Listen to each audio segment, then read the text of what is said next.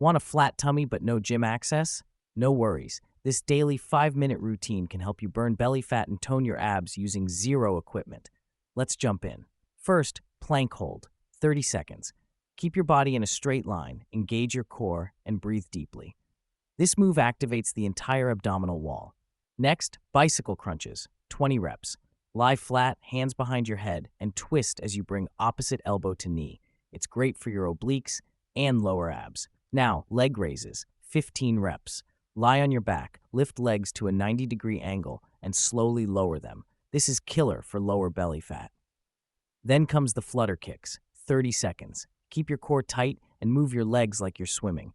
Feel that burn? That's your abs getting sculpted. Next, mountain climbers, 30 seconds. It's a cardio move that also works your core. Go fast to spike your heart rate. Finally, finish with Russian twists, 20 reps. Sit, lean back, and twist your torso left and right.